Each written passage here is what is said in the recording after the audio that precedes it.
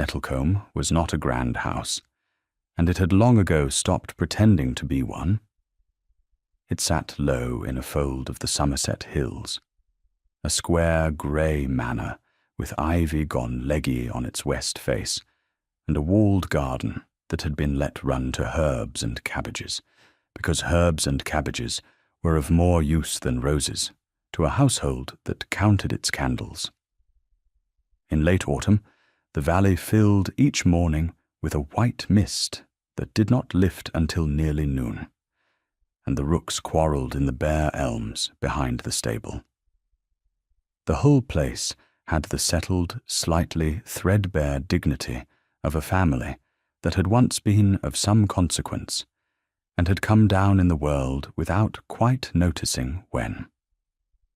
It was into this house, on a raw evening near the end of that autumn, that the trouble came to dinner.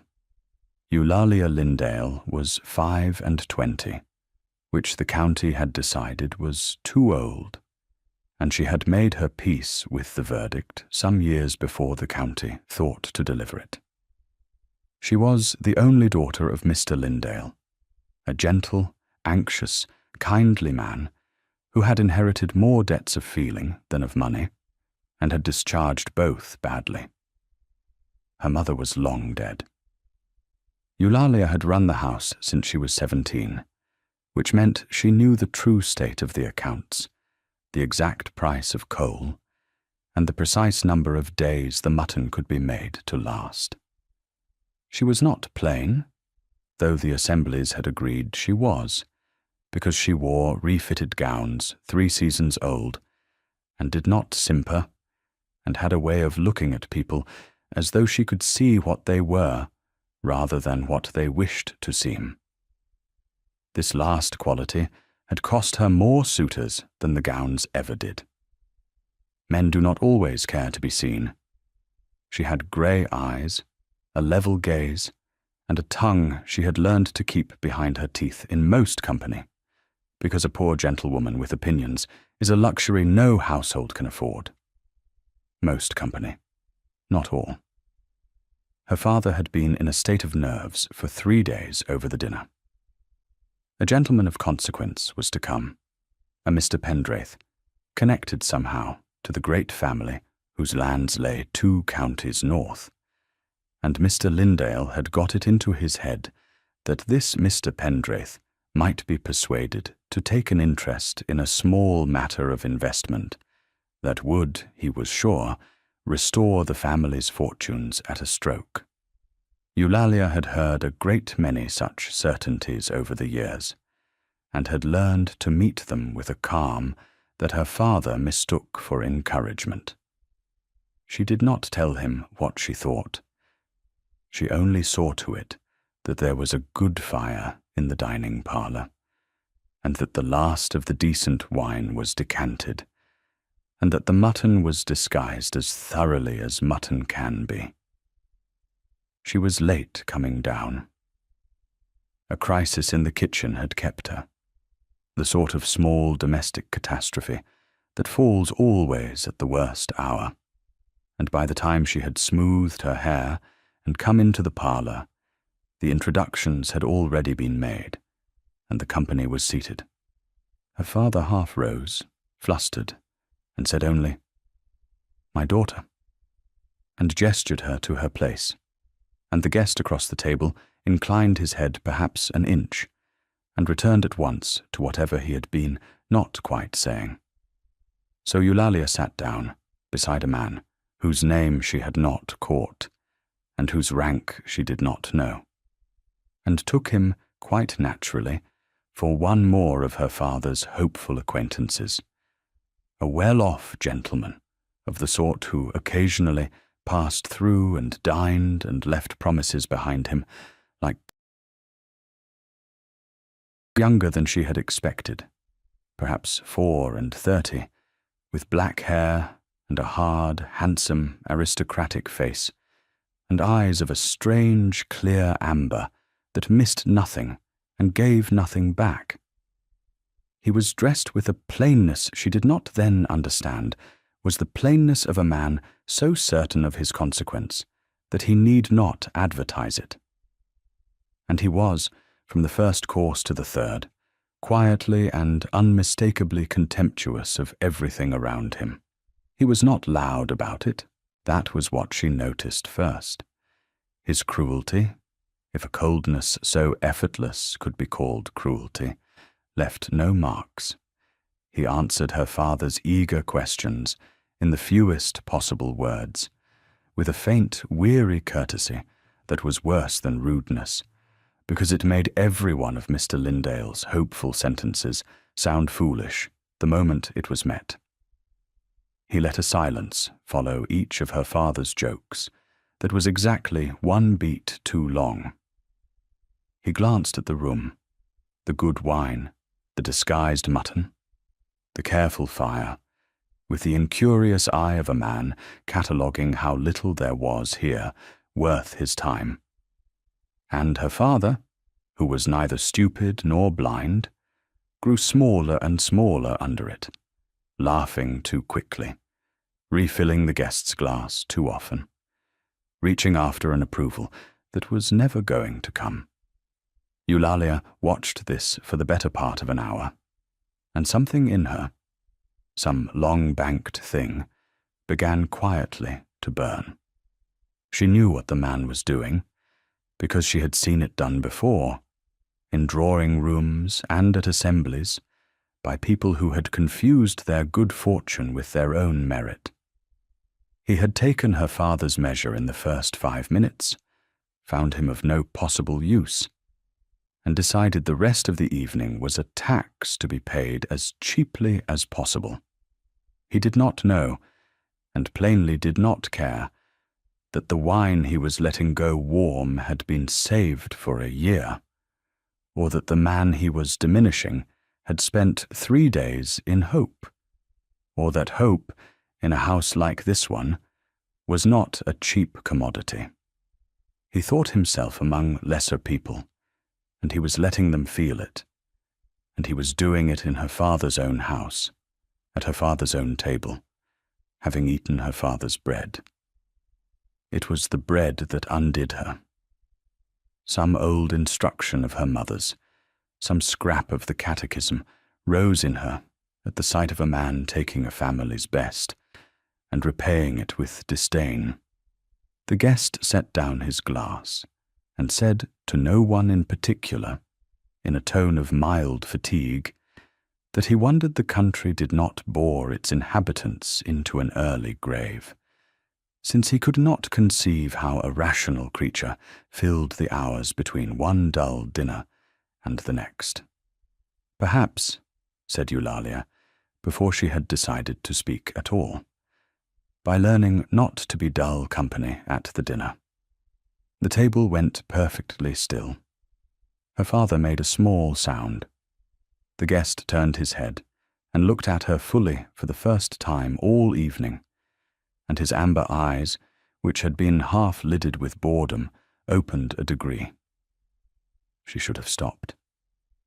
She knew, even as the blood went to her face, that she should stop. She did not. "You have sat at my father's table for 2 hours," she said, quite steadily, keeping her voice low because a lady does not shout even when she has decided to ruin herself. "And you have eaten his food and drunk his wine, and given him, in exchange, nothing but the trouble of watching you be bored by him. He asks you a question, and you make him sorry he asked it. You find us all very tedious, sir, and perhaps we are. But there is a kind of tedium in a guest who has been shown every kindness a modest house can offer, and cannot trouble himself to be even ordinarily civil in return. Boredom is not a misfortune that happens to you. It is a discourtesy you are doing to us. I only thought you might like to know the difference, since no one, I suspect, has ever told you." The silence that followed had a weight to it. Somewhere in the kitchen a pan was set down. Her father had gone the colour of the tablecloth. The guest did not answer at once. He looked at her for a long moment, and something moved behind the amber. Something she could not read, and she braced herself for the cold set-down that would come, the pleasant, devastating reply of a man who knew 100 ways to make a woman regret her tongue. It did not come. Instead, the corner of his hard mouth moved very slightly. Not a smile. The near side of one. "No," he said. "No one ever has." And that was all. He turned the conversation, with a deftness that startled her, to a matter her father could actually speak to, the drainage of the low meadow. And for the rest of the dinner, he was, if not warm, then at least present, drawing Mr. Lindale out on the one subject where the poor man had real knowledge, and letting him have, for 20 minutes, the dignity of being listened to. Eulalia sat through it, with her heart going hard, and her mind quite certain she had done something irreparable, and she did not once meet the guest's eyes, and she was glad when the cloth was drawn, and she could escape to the drawing-room and be ashamed in private. She learned who he was an hour later, when the carriage had gone. Her father came to find her, and he was not angry, which was somehow worse. He sat down heavily and looked at her with an expression of such complicated feeling that she rose in alarm. "Papa, what is it? I know I spoke out of turn. I am sorry. I will write to him. I will do anything you—" "Eulalia," her father said, "do you know who that was?" "A Mr. Pendraith, your friend from the north." "That," said her father, "was the Duke of Pendraith, Philip, 6th Duke of Pendraith. Pendraith is the family name and the title both. He is one of the greatest men in England, and I have been trying for a year to be granted 5 minutes of his attention. And tonight he sat at my table, and my daughter told him he had no manners." Eulalia sat down again rather suddenly. "A duke," she said. "A duke?" She thought of the plain coat that had not been plain at all.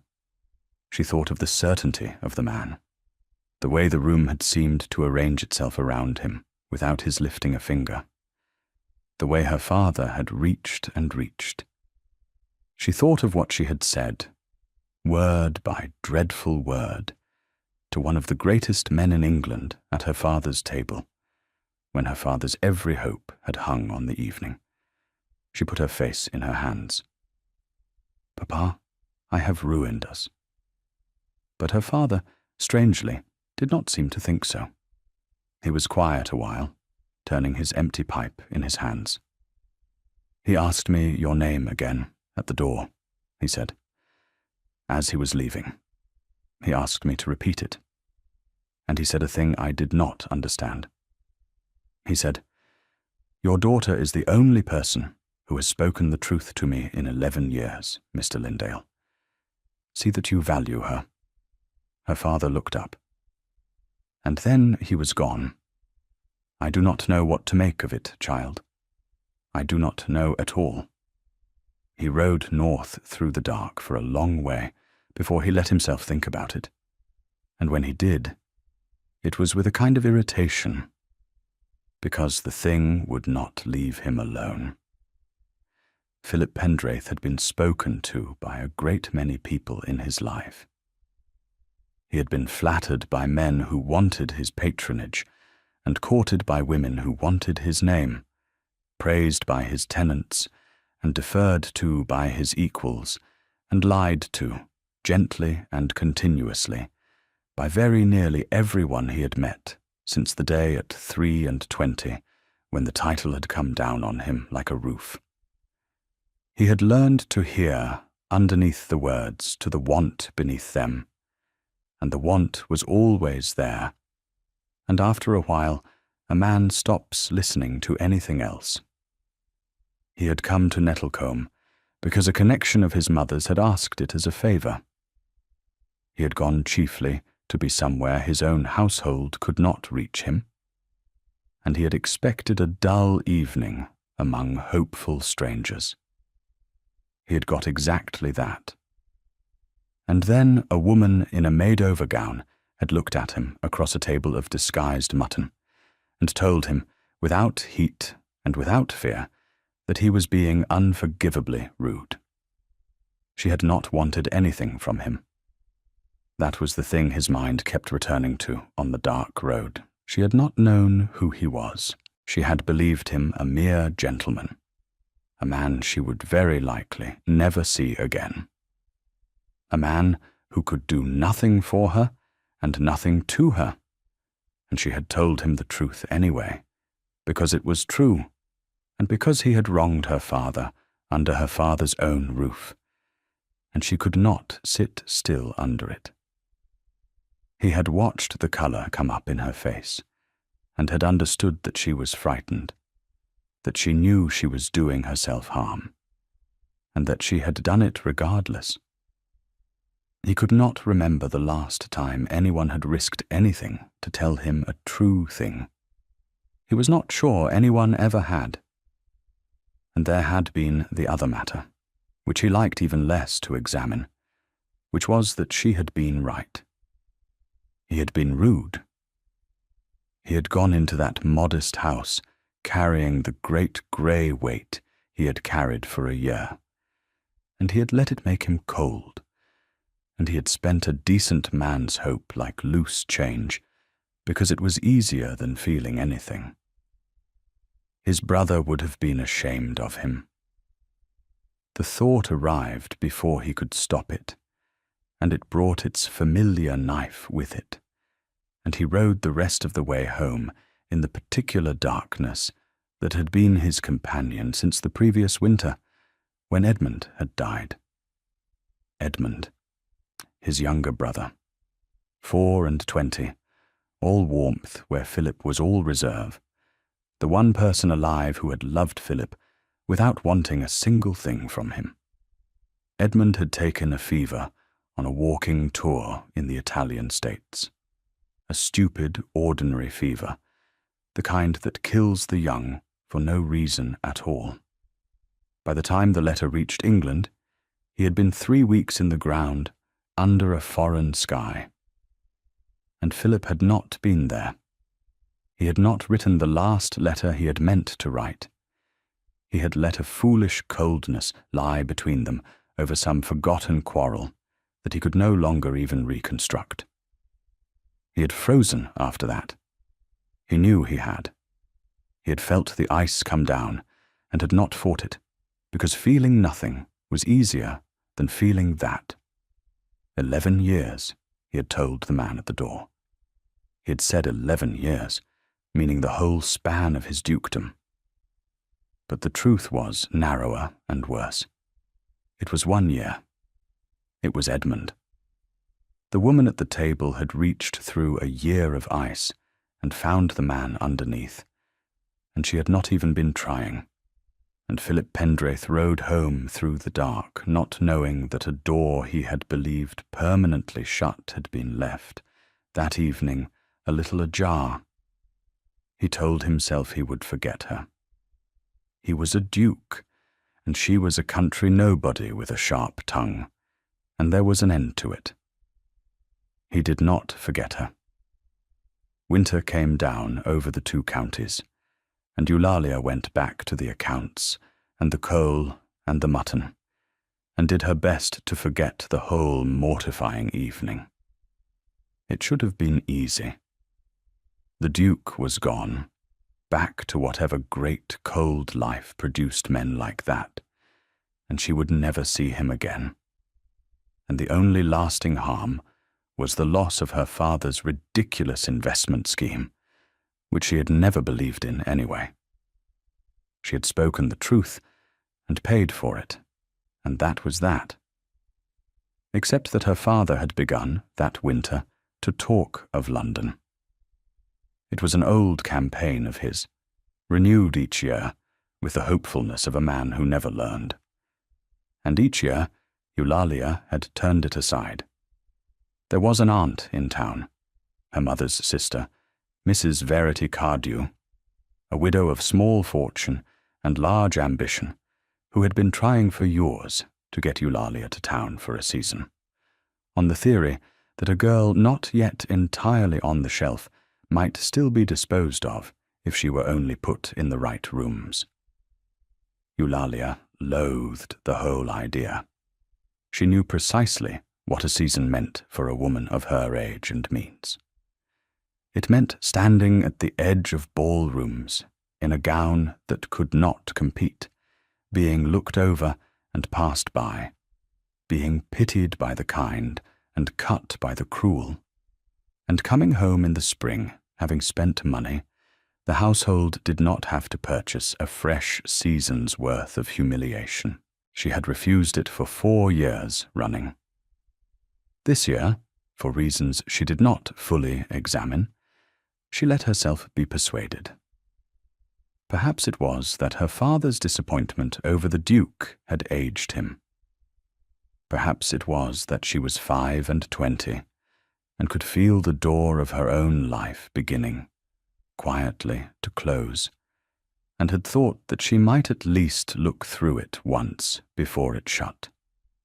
Whatever the reason, when the aunt's letter came in the new part of the winter, pressing the old scheme, Eulalia surprised everyone, herself most of all, by agreeing to go.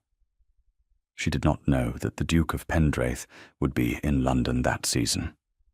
She would not have gone if she had. And she certainly did not know about Lady Sidonia Marle.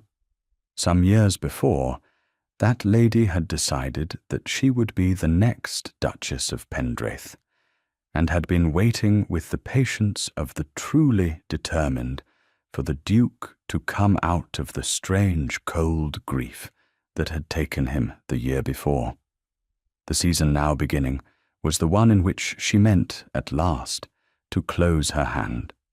London, in the wet end of winter, was exactly as grim as Eulalia had expected, and her aunt's house, in a narrow street off a fashionable square, was exactly as full of contrivance. Mrs. Cardew was not unkind, but she was relentless. She surveyed her niece on the first evening, the way a general surveys poor ground he must nonetheless take, and set about at once with modistes and vouchers, and a list of eligible gentlemen, ranked, with a frankness that made Eulalia laugh aloud, by income and infirmity. Eulalia submitted to the gowns, because there was no help for it.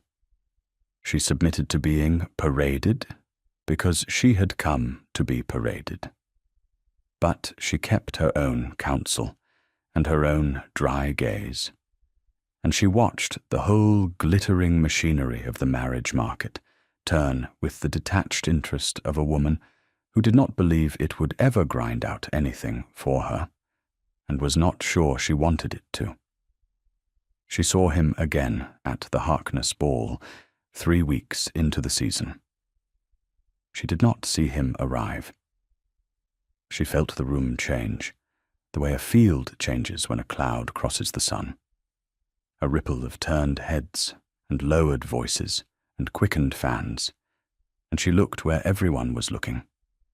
And there he was, the Duke of Pendraith, in black, taller than she remembered, and colder, with the amber eyes moving over the assembled company, with the same incurious weariness she remembered from her father's table.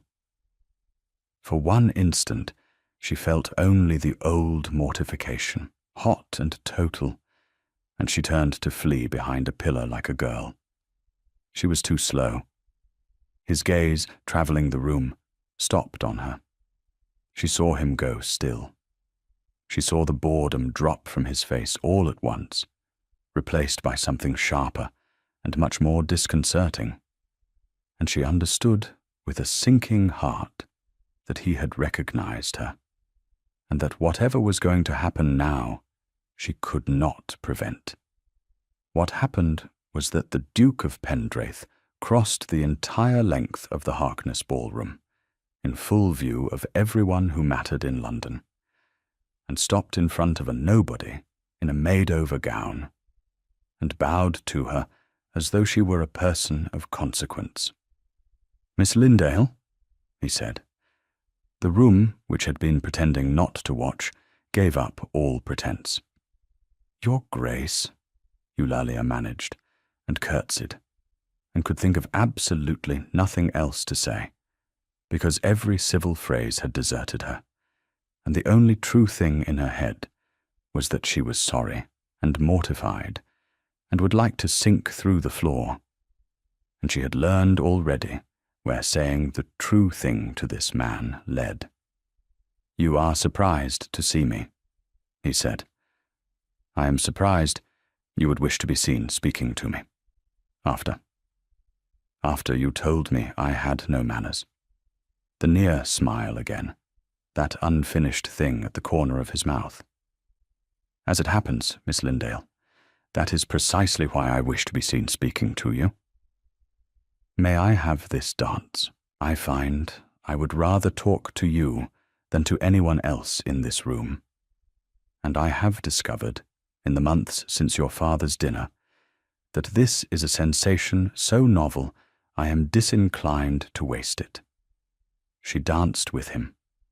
She could hardly refuse, with half of London watching. And in any case she found she did not want to refuse, which alarmed her more than the watching did.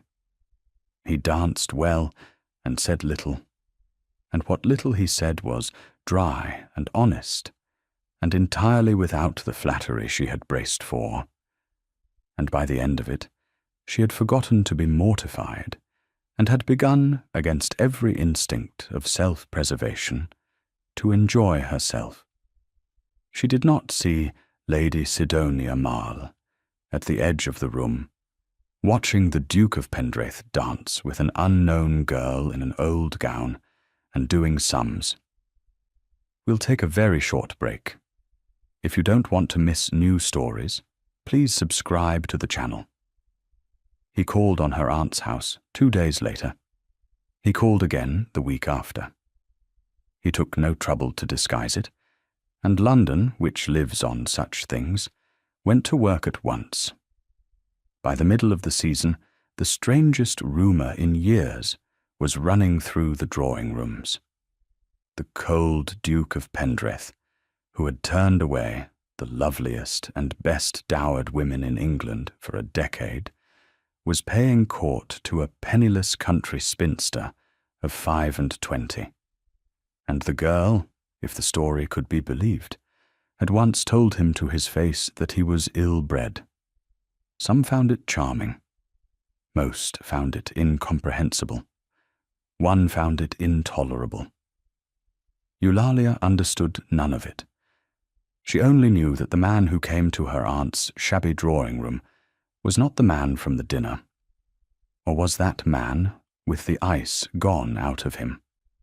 He talked to her as though her opinions were worth having, and asked her questions no one had asked her in her life, and listened to the answers. She remembered one afternoon in particular. Her aunt, scenting a triumph beyond her wildest arithmetic, had contrived to be called from the room on a transparent pretext, leaving them alone with the door correctly ajar, and Eulalia had braced herself for whatever a duke did with an unchaperoned girl. He had done nothing of the kind. He had picked up the book lying open on the table beside her, a volume of sermons she had been reading not from piety, but because it was the only book in the house she had not read twice, and he had asked her, with what seemed like real curiosity, what she thought of it. And she had told him. She had told him it was pompous and self-satisfied, and that its author had plainly never in his life been poor or frightened or hungry, and that a man who had never wanted for anything had no business instructing those who wanted for everything on the virtue of contentment. She had said it before she remembered to whom she was speaking, and then she had stopped, appalled, because he was a man who had never wanted for anything either, and she had as good as called him a fool to his face for the second time. He had not been offended. He had set the book down and looked at her with those amber eyes gone thoughtful, and he had said, "You are right. I have read that book 12 times and admired it, and you have shown me in a sentence why it is worthless, and I shall never be able to admire it again. You have a genius, Miss Lindale, for spoiling a man's comfortable opinions." And then, after a moment, quieter, "It is the most valuable quality I have ever encountered, and I have encountered a great deal that the world calls valuable. Do you know that you are the only person who argues with me? Everyone else has agreed with me for 11 years. It is like living in a house full of mirrors. One begins to think one has vanished." She had not known what to say to that, so she had said the truth, which was that she thought it must be a very lonely way to live. And he had looked at her for a long moment and had not answered, and she had understood that she had touched something and had let it alone. She knew that she looked forward to his coming in a way that frightened her, because she was not a fool, and she knew what could and could not be, and a duke did not marry a Lindale of Nettlecombe. She told herself this daily. She told herself he was amusing himself, that great men have their whims, that she would be wise to guard her heart against a thing that could only end in her being hurt. She was still telling herself this when he asked her to marry him, and knocked every prepared defense out of her head at a stroke, because he did not ask the way she had feared and half hoped. He asked the way she had never imagined.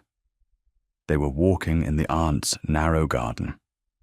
He stopped by the bare wall and said, without preamble, in the plain voice he used for true things, "Miss Lindale, I am going to say something to you, and I am going to say it badly, and I ask you to hear me to the end before you answer."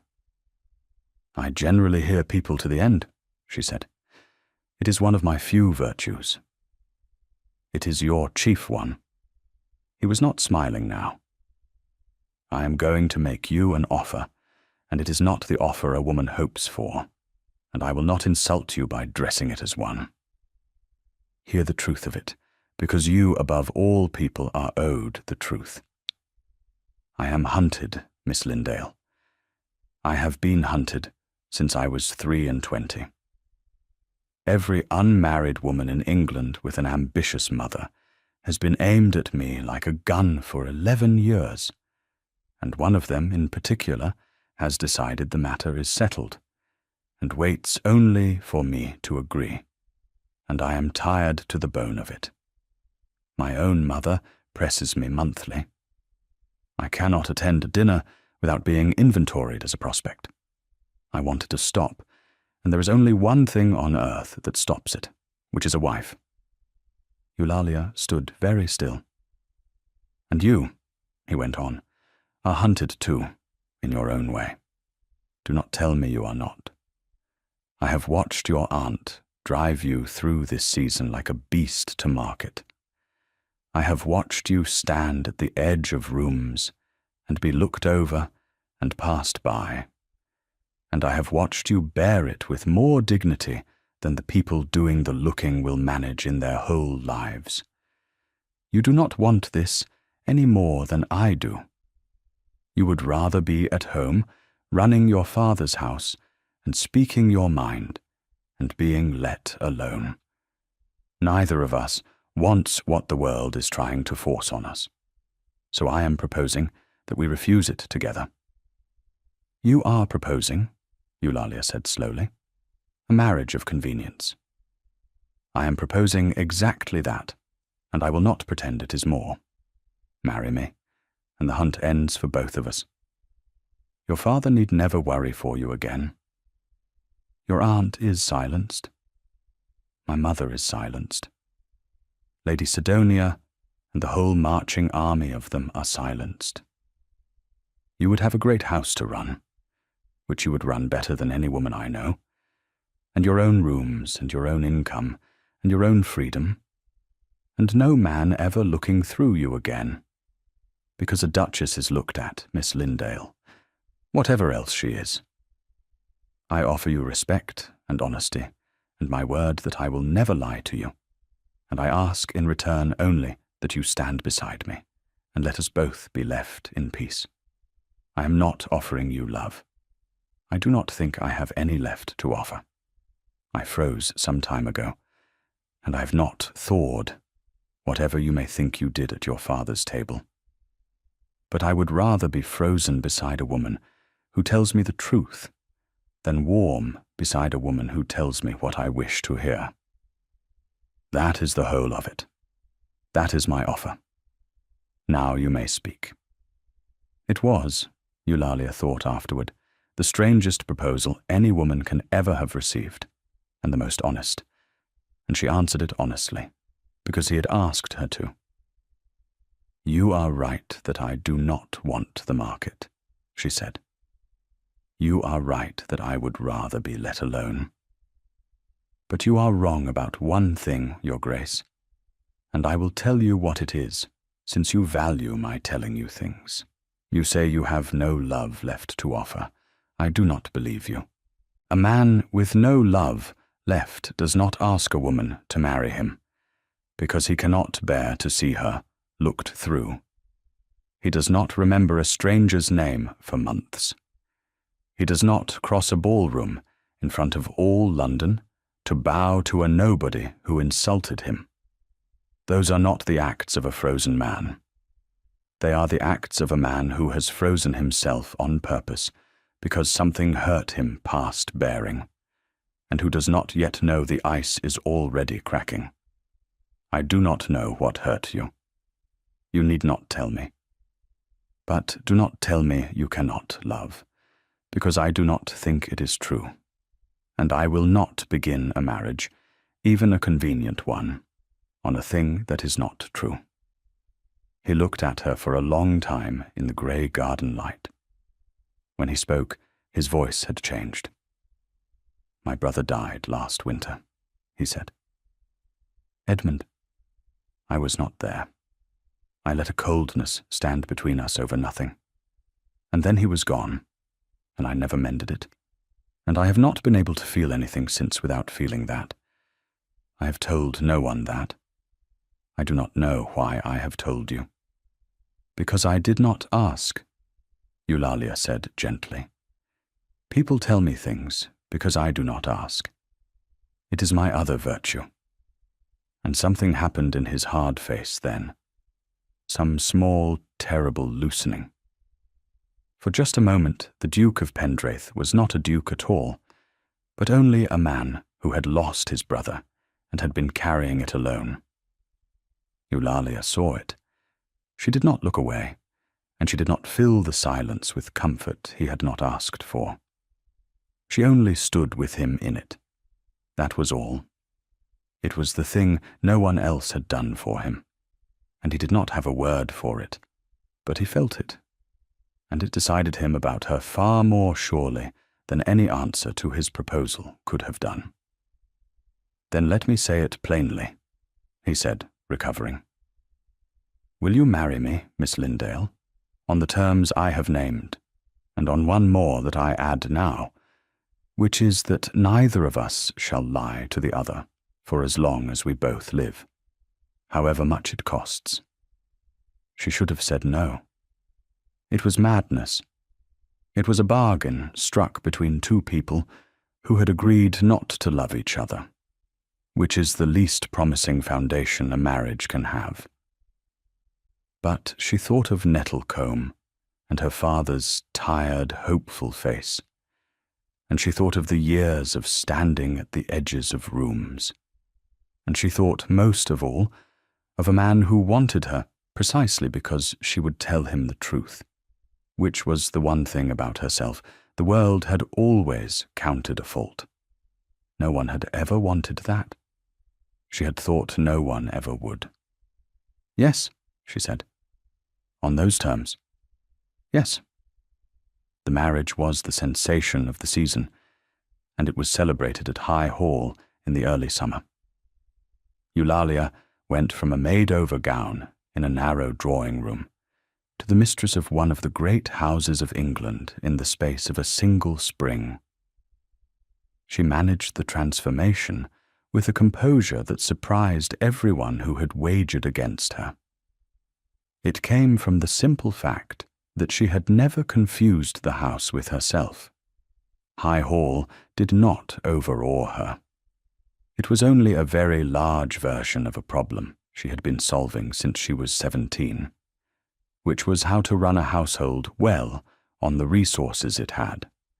And High Hall had resources without end, and she found the work suited her. The great house had received her on that first day with the same veiled contempt its master had once shown her father. The upper servants had lined the hall to meet the new Duchess, and she had felt their judgment come down on her like a change in the weather. The country nobody in her borrowed grandeur, and she had known that they were waiting to find her, wanting exactly as the county assemblies had waited. She had walked the line of them slowly, and then, instead of the little gracious speech they expected, she had stopped before a young under-housemaid.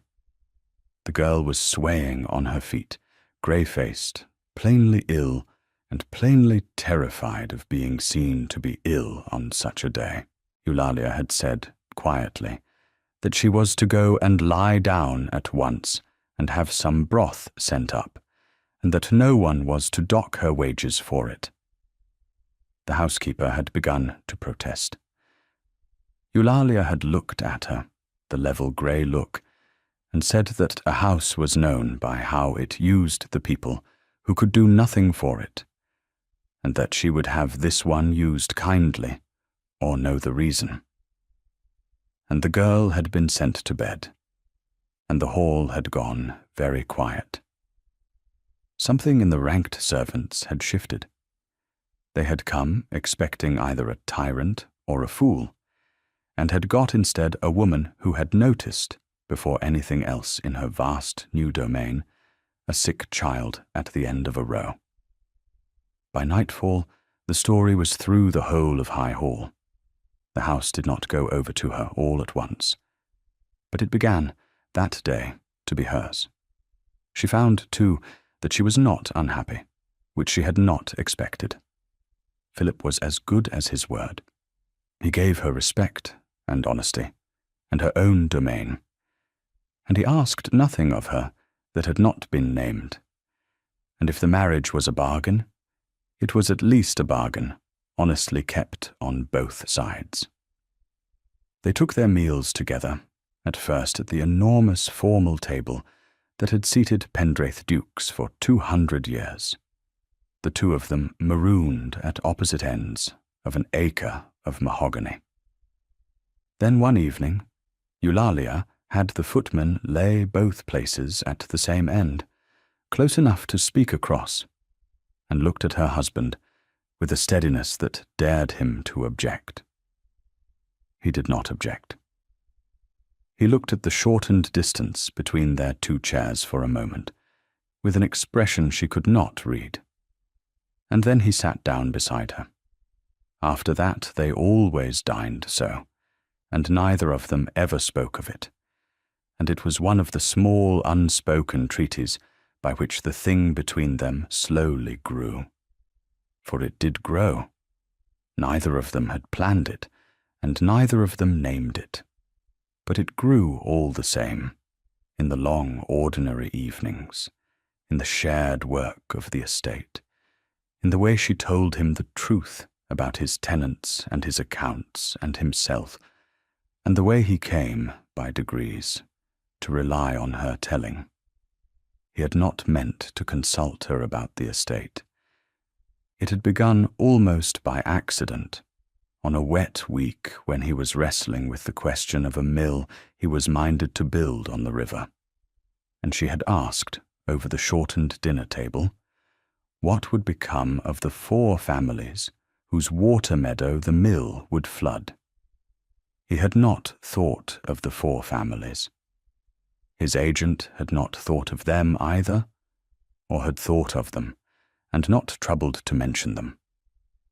Eulalia had laid the whole matter out in 3 plain sentences: the gain, the cost, and the 4 families who would pay the cost while he took the gain. He had sat back and looked at her, and felt something he had not felt in years. It was the sensation of being shown a thing he had been too high up to see. He did not build the mill. He built a smaller one, further down, where it flooded no one. And after that, he brought her the difficult questions as a matter of course. It was not because a duchess was owed a voice, but because hers was the one voice in his whole establishment that told him what he did not wish to hear, and he had discovered that he could no longer do without it. He thought about that, riding the boundaries of his land one grey morning near the turn of the summer. He had married her to be left in peace, he reminded himself. That had been the bargain. And yet here he was, arranging the hours of his day around the chance of her company, saving up the day's absurdities to tell her because no one else would find them absurd in quite the way she would. And the great grey weight he had carried since the winter was, for whole hours at a time, simply gone. He did not know when it had gone.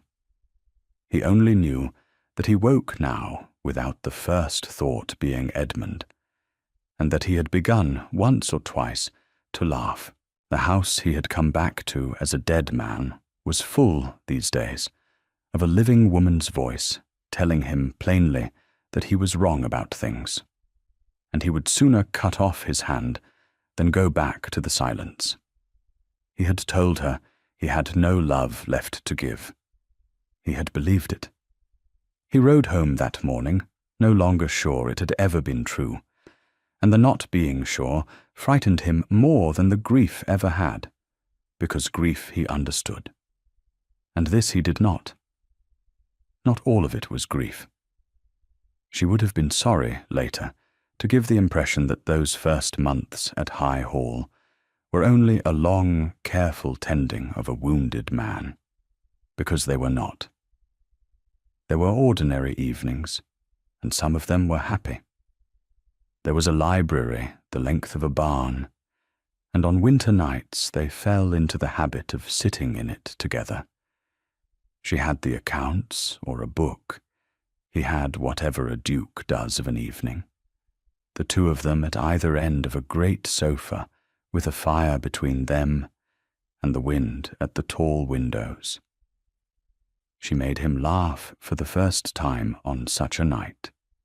She had been reading aloud to herself, half under her breath, from a novel her aunt had pressed on her, a fashionable romance of the most breathless kind, in which a pale heroine swooned through 3 volumes into the arms of a brooding lord.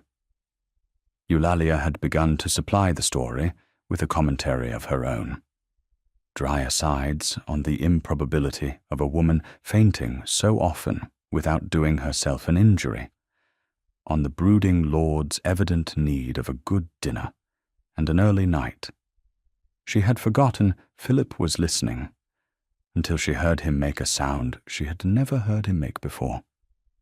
She looked up. He was laughing. Not the near smile, the unfinished thing at the corner of his mouth, but a real laugh, helpless and surprised, as though it had got out before he could stop it. He looked almost alarmed by it himself. "Do that again," he said, when he had recovered. "Read me the next part. I have not laughed in longer than I can tell you, and I find I have missed it." and I did not know I had. So she read him the next part, and improved it as she went, and he laughed again, and something in the long, cold library warmed by more than the fire. She did not think of it as a victory. She did not think of it at all then. But she remembered afterward that it was the night she stopped guarding her heart against him, because a woman cannot go on protecting herself from a man she has heard laugh like that at her own foolish jokes on a winter night in a house they were both learning to call home. She saw the grief itself only once in those early months, and she never forgot it. She had gone looking for him on a still evening, and found him in a part of the house she had not entered, a small room kept shut, and she had opened the door before she understood what it was. It was a boy's room, Edmund's, kept exactly as its owner had left it, the books, the fishing rods, a coat on a hook, a boy's whole abandoned life held in a stopped moment. And Philip was standing in the middle of it, in the last of the light, not weeping, only standing, the way a man stands at a grave. She should perhaps have withdrawn. She did not. She came in quietly and stood beside him, and looked at the coat on the hook, and said nothing at all. There was nothing to say that would not have been a lie or an insult. The only true thing she had to offer was to be there, and let him not be alone in it. They stood a long time. At last he said in a low voice, "I keep meaning to have it cleared. I have not been able to." And she said, "Then do not clear it. There is no law that says you must. Keep it as long as you need it, and clear it when you are ready. And if you are never ready, then never clear it. And let no one tell you that grief keeps a calendar." And he had turned and looked at her as though she had said something extraordinary. And perhaps she had. After a moment he had taken her hand, there in his dead brother's room, the first time he had ever reached for her of his own accord. She had let him hold it. That was all, and it was a great deal. His mother saw it before either of them did. The Dowager Duchess of Pendraith was a small, sharp, formidable woman named Lavinia, who had been prepared to disapprove of her son's mad marriage with all the considerable force at her command, and who had arrived at High Hall in the first week fully armed to despise the country nobody her son had inexplicably chosen. She had lasted, by her own later account, about a day and a half. Eulalia had neither cringed before her nor flattered her, which no one else in 30 years had failed to do. She had met her plainly and treated her kindly. On the second morning, she had told her that the blue rooms she had been given faced north and were cold, and that she should have the south rooms instead, which were warmer and had the better view. And she had moved her without fuss into comfort. It was such a small thing. The old woman, who had spent 30 years being deferred to and never once being cared for, found herself unexpectedly moved, and by the end of the week she had gone over entirely and become the fiercest partisan the new Duchess had. "He is not frozen with you," the Dowager said to Eulalia one afternoon, watching her son ride in from the home farm. "You may not see it, living inside it. I see it. He came back to me last winter, a dead man, my dear, after Edmund. I had given him up. And now there is a living man riding up my drive, and I know very well whose doing it is, whatever the pair of you tell yourselves about your convenient arrangement." She fixed Eulalia with her sharp old eyes. "Do not mistake me for a sentimental woman. I am not. But I have buried one son this year, and I do not intend to watch the other freeze back to death for want of being told plainly that he is loved. You will tell him. When it is time, you are the only person he will believe. Eulalia did not answer that. She was not ready to. But she carried it about with her afterward like a stone in her pocket, and she took it out and looked at it more often than she meant to. The trouble, when it came from London, and it wore a beautiful face. Lady Sidonia Marl did not accept defeat.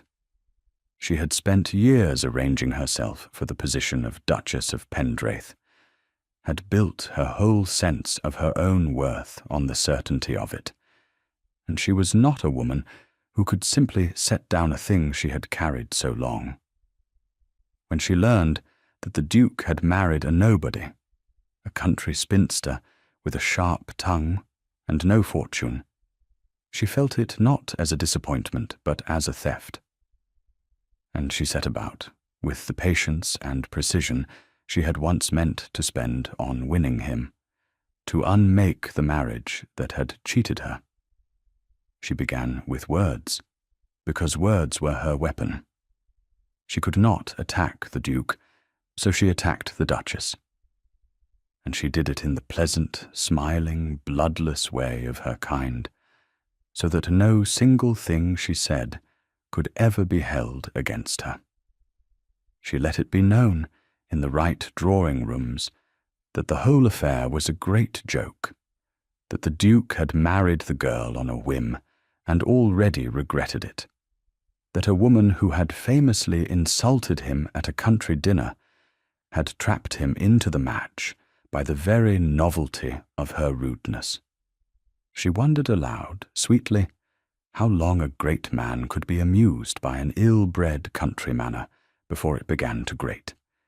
She made of Eulalia's honesty, which was her one distinction, a thing to be laughed at, a rustic crudeness, a lack of the polish a duchess required.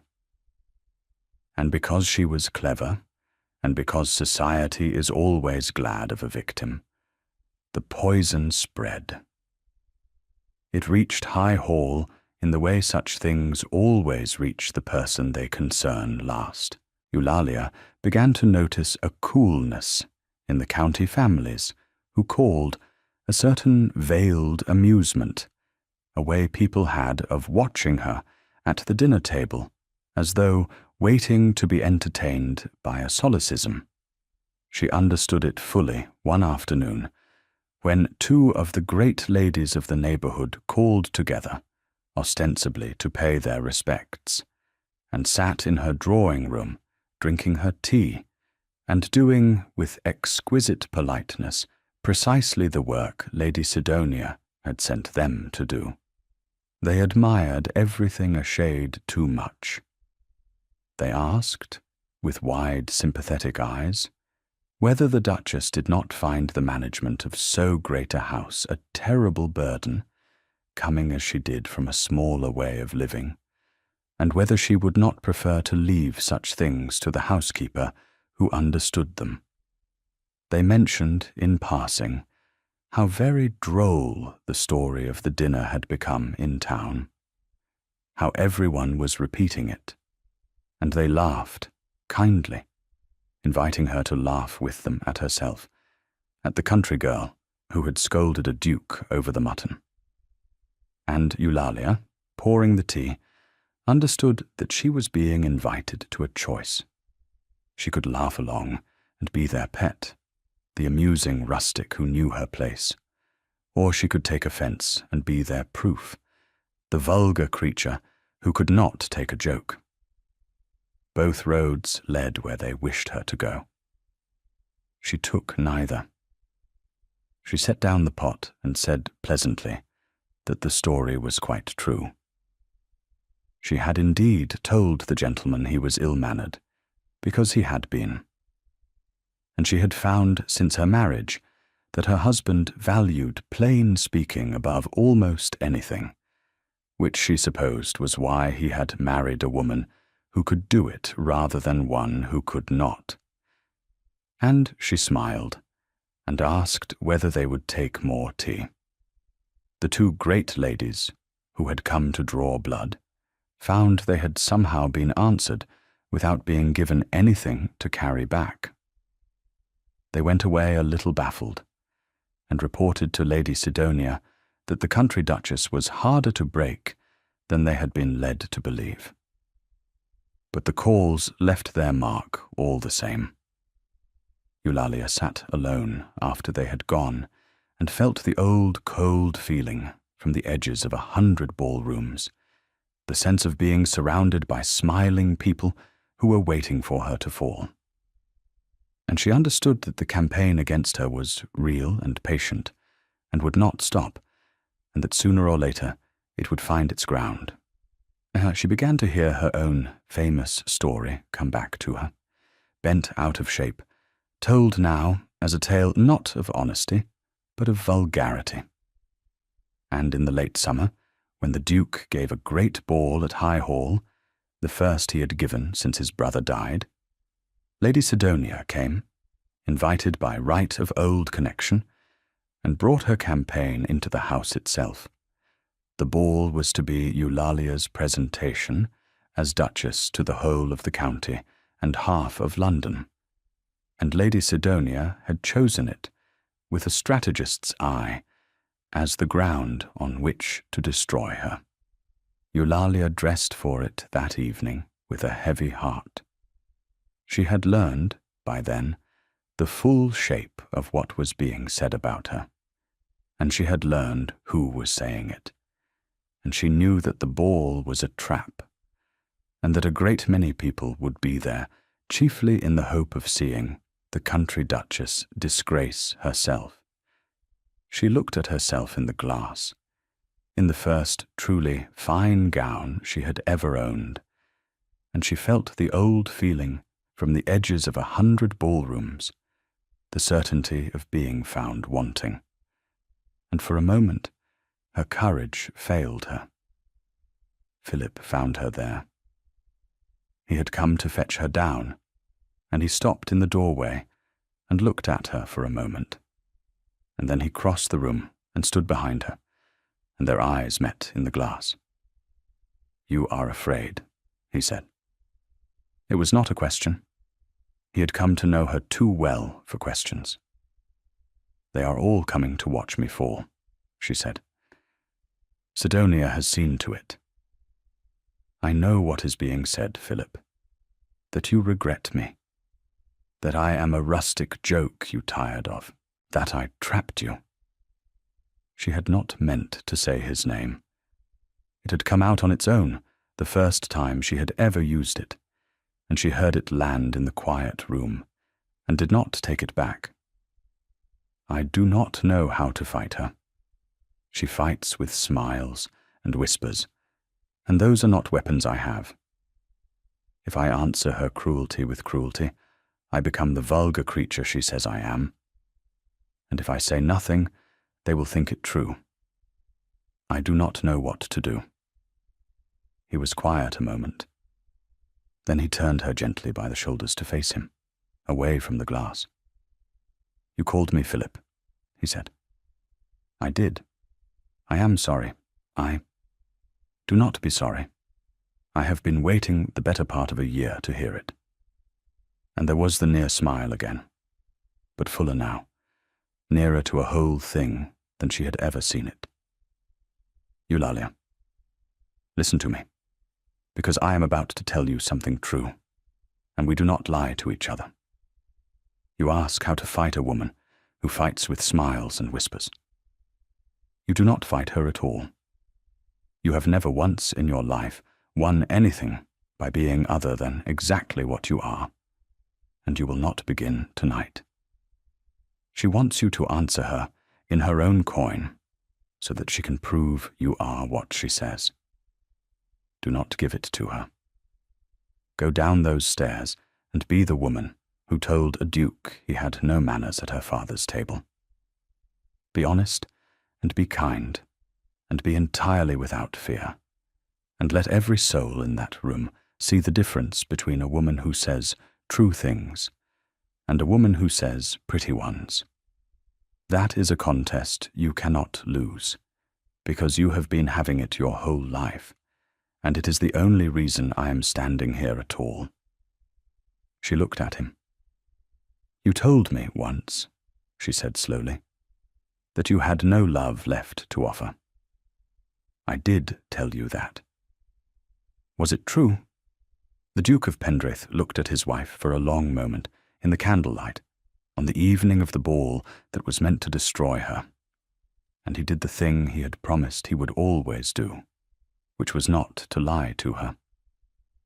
"No," he said. "It was not true. It has not been true for some time. I think it stopped being true at your father's table, though I did not know it then. I have been frozen a long while, Eulalia, and I told myself I liked it, because a frozen man cannot be hurt, and I had been hurt past bearing, and did not mean to be again. And then a woman in an old gown told me the truth across a table of bad mutton. She would not be afraid of me, and would not want anything from me, and the ice I had been so careful of began to go. I have been thawing ever since, against my own will, and it is the best thing that has happened to me in 11 years. I did not marry you to be left in peace. I told myself I did. I married you because you were the only living thing that had reached me since my brother died, and I could not let you go back to the edge of some other man's ballroom. That is the truth. You asked for it, and there it is. And now let us go down, and let London see what an honest woman looks like." She could not speak. She put her hand flat against his chest, over his heart, and felt it going hard and quick under her palm. This man who had told her he was frozen. She found that her eyes had filled, and she blinked the tears back, because there was a ball to be gone to, and a battle to be fought. But she left her hand where it was a moment longer, and he covered it with his own. Neither of them said anything. The thing was said now, and did not need repeating. Then she lifted her chin and took his arm, and they went down together. The ball was everything Lady Sidonia had planned, and nothing that she had planned. The great rooms of High Hall blazed with light, and the county and half of London filled them, and every eye turned when the Duke and the new Duchess came down the stair, and a low hum of anticipation ran through the crowd. The anticipation of people who have come to see a fall. Lady Sidonia stood near the foot of the stairs, exquisite in silver, smiling her pleasant smile, ready. She made her move early, before the dancing, in the way she had planned it, in a knot of the most important guests, where the maximum number of the right people would hear. She greeted the Duchess with wide, warm, poisonous civility. In a voice pitched to carry, she said how brave it was of dear Eulalia to attempt so grand an entertainment, and how charming it was that the Duke had taken a wife with such refreshingly natural country manners. She did so hope, she said, that the evening would not prove too great a strain, since a house like High Hall could be so very demanding for one not born to it. Every word was a knife wrapped in silk. The circle waited, smiling, for the country duchess to redden, or to stammer, or to lash out and prove herself the vulgar creature the story promised. Eulalia did none of those things. She looked at Lady Sidonia with her level grey gaze, the gaze that saw what people were rather than what they wished to seem. She let a small silence fall. And then she said, without heat, in the clear, quiet voice she had used at her father's table, "You are very kind to concern yourself, Lady Sidonia. I know that you had hoped to be mistress of this house yourself, and I am sorry for your disappointment, truly. It is a hard thing to want something for years and see it go another way. I do not hold your feeling against you. But I think you should know that you cannot make me ashamed of who I am by naming it, because I have never been ashamed of it, and a person who is not ashamed cannot be shamed. I was born to a small house and a good father, and I learned to say true things and value them, and my husband married me for exactly that, and no whisper of yours will unmarry us, because whispers have no power over people who are not afraid of the truth. I am sorry you have spent your summer on this. It cannot have made you happy. I should have wished you happier. And the terrible thing, the thing that undid Lady Sidonia completely, was that there was no cruelty in it. If Eulalia had struck back with malice, Sidonia could have won, could have been the injured party, could have made the vulgar country duchess into the villain of the tale.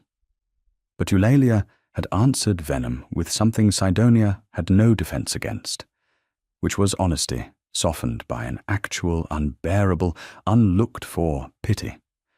She had named Sidonia's true wound out loud, gently, in front of everyone, and forgiven it, and wished her well. And there is no smiling reply to that.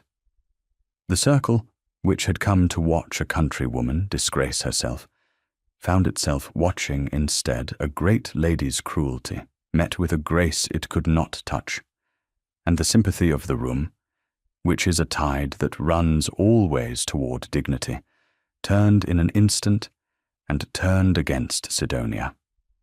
She stood a moment with her pleasant smile fixed and dying on her face, and Eulalia saw, in the instant before Sidonia mastered herself and withdrew, the thing beneath the beauty, which was fear. Not fear of the Duchess. Fear of the future rushing at her, the years opening ahead in which she would not be the great match, would not be chosen, had spent her whole self on a position that had gone to a nobody, and had nothing now to spend it on again. It was a naked, human, frightened thing, and Eulalia, who might have exulted, found that she could not, and only felt sorry, which was worse for Sidonia than any triumph could have been. Lady Sidonia made her excuses within the hour, and left High Hall, and she did not trouble the Pendraiths again.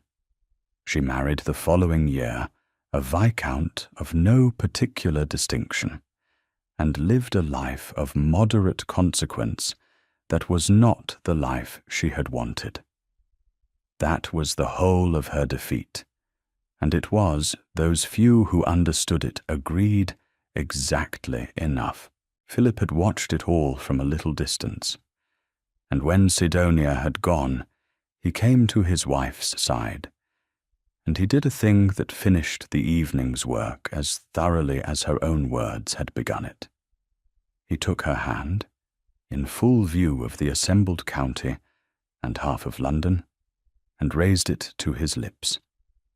And he looked at her, while he did it in a way that no one in that room could mistake for the courtesy of a convenient marriage. The last of the whispers died that night, and were never seriously revived. The Duke of Pendraith, it was agreed by everyone who had seen it, was not a man who regretted his wife. They danced later, when the rooms had settled and the music had grown soft, and he held her a little closer than the dance required, and she let him. "You told her you were sorry for her," he said. "You meant it." "I did. I know what it is to want a thing and watch it go by. I wanted it less cruelly than she did, but I knew the feeling. It seemed unkind to pretend I did not." "You are," said the Duke of Pendraith, "the most extraordinary woman in England, and I have spent a year being too frozen and too foolish to say so, and I do not intend to waste any more time." He drew back enough to look at her. I know we made a bargain. I know we agreed not to ask this of each other. But I am asking it now, because we do not lie, and I will not go on pretending this is a marriage of convenience when it has not been one for months. I love you, Eulalia. Not conveniently, not safely, entirely. I have thawed straight through, and it is your doing, and I would rather feel all of it, the grief and the joy together, beside you, than feel nothing at all ever again. That is the truth. Now you may speak. She looked up at him, at the hard, handsome face, gone open and unguarded, at the amber eyes that had learned, in a year, to give something back. I stopped telling myself it could not be, weeks ago, she said. I only did not say so, because I was waiting for you. You are slow, Your Grace, for a clever man. And then, because they did not lie to each other, and because it was true, and because she had waited a long time to say a true thing to someone who wanted to hear it. I love you. I have loved you since you took the reproof at my father's table and did not crush me for it. I did not know it then. I know it now. There. We are neither of us frozen any longer. And he laughed, which the county had not heard the Duke of Pendraith do in living memory, and several people turned to look, and he did not care, and they finished the dance. There was a grief that did not lift, and neither of them ever pretended it did. Edmund was still dead, and no happiness of Philip's could reach back and mend the letter he had never written, or the coldness he had let stand. He carried that, quietly, to the end of his days, as a man carries an old wound that has healed but aches in certain weathers. But he carried it now, as a living man carries such things, and not as a frozen one. Eulalia knew the whole of it, and never once asked him to feel less than he felt. That was the gift she gave him that no one else could have, the same gift she had given him in her aunt's grey garden. It was to stand with him in the hard thing, and not fill the silence. His mother, the dowager, lived long enough to see it, and to hold the first of her grandchildren before she died. He was a small, dark-haired boy, with his father's amber eyes. And already, everyone said, though he was far too young for anyone truly to know it, he had the promise of his mother's habit of looking at people as though he could see what they truly were. They called him Edmund. It was Eulalia's idea. Philip could not have proposed it, but when she did, he had to leave the room for a while.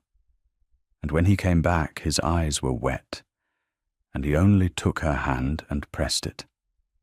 And that was all, and it was enough. Years later, when they were no longer young, the Duke and Duchess of Pendraith would sometimes dine alone at the great table at High Hall.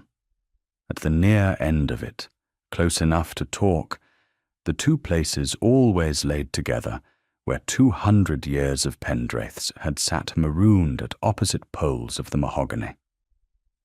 And now and then, on such an evening, Philip would look down the long, empty stretch of the table toward where a guest would sit. He would remember a raw autumn night in a modest house 2 counties south, and a woman in a made-over gown who had not known who he was. She had told him, across a table of disguised mutton, that boredom was not a misfortune that happened to him, but a discourtesy he was doing to others.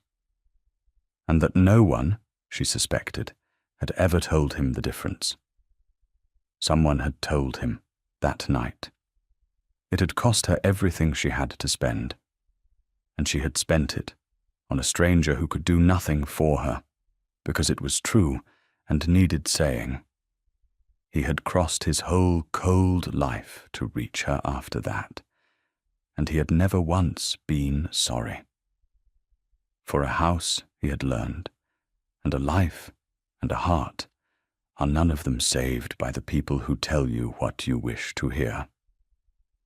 They are saved, if they are saved at all, by the one person with the courage to tell you the truth at the table, when the truth is the last thing in the world you want and the first thing you need. Thank you for listening to the story all the way to the end. Please tell us which city you're watching from and what the story made you feel. Don't forget to subscribe so you won't miss new stories.